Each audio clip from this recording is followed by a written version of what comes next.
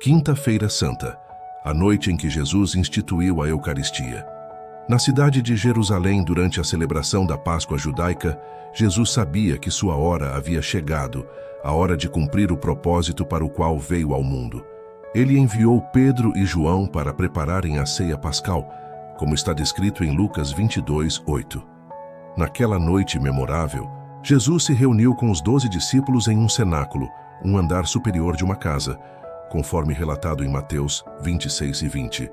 Havia entre eles Pedro, André, Tiago, João, Felipe, Bartolomeu, Mateus, Tomé, Simão, o cananeu, Tadeu, além de Judas Iscariotes, que o trairias, e Tiago, o irmão de Jesus. Durante a ceia, Jesus tomou o pão, deu graças, partiu e deu aos discípulos, dizendo: Tomai e comei, isto é o meu corpo. Mateus 26:26. Em seguida, tomou o cálice, deu graças e o ofereceu, dizendo: Bebei dele todos, porque isto é o meu sangue, o sangue do Novo Testamento, que é derramado por muitos para a remissão dos pecados. Mateus 26:27 e 28. Com essas palavras, Jesus instituiu a Santa Ceia, um dos momentos mais sagrados para os cristãos. A ceia, inicialmente chamada de Última Ceia, passou a ser chamada de Santa Ceia, a partir do século V, em referência à comunhão com Cristo, que se renova a cada celebração. Os relatos da Última Ceia também estão em Marcos 14:22-25 e em Lucas 22:14-20.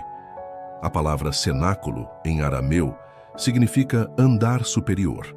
Nos relatos evangélicos, o cenáculo era um aposento no alto, fechado, onde se celebrava a Páscoa, o que tornava o local imponente e sugestivo para a instituição da Eucaristia.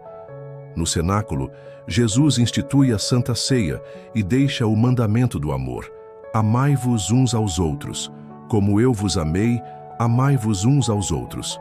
O amor, portanto, torna-se o principal sinal dos discípulos de Jesus, como ele mesmo declara: Nisto conhecerão todos que sois meus discípulos, se tiverdes amor uns pelos outros.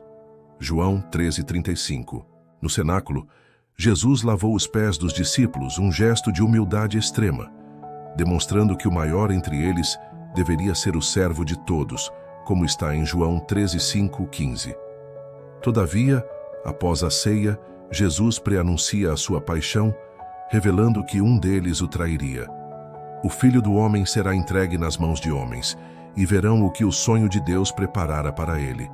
E sim, eles farão tudo quanto o Senhor der poder. Mas dentre vós, quem me trairia?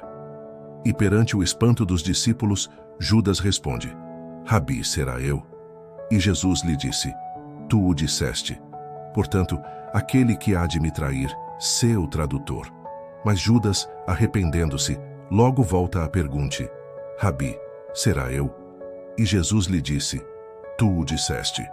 Portanto, aquele que há de me trair, sê o tradutor.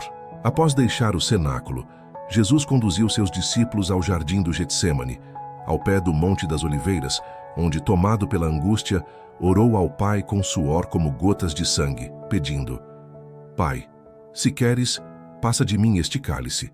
Todavia, não se faça a minha vontade, mas a tua. Lucas 22:42-44. Nesse momento, vemos a humanidade e a obediência plena de Cristo.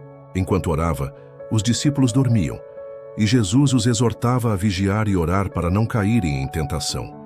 Logo depois, Judas chegou com uma multidão armada de espadas e paus, guiando os soldados romanos e os líderes religiosos, e entregou Jesus com um beijo, como registrado em Lucas 22:47-48.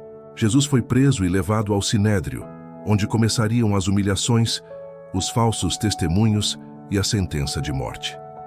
A Quinta-feira Santa, portanto, marca o início da paixão de Cristo.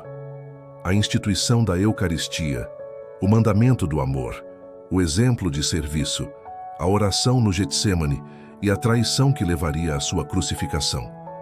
Para os cristãos, é uma noite santa, de profunda reflexão e reverência, pois nela começa a consumação do maior ato de amor já visto, a entrega voluntária do Filho de Deus pela salvação da humanidade.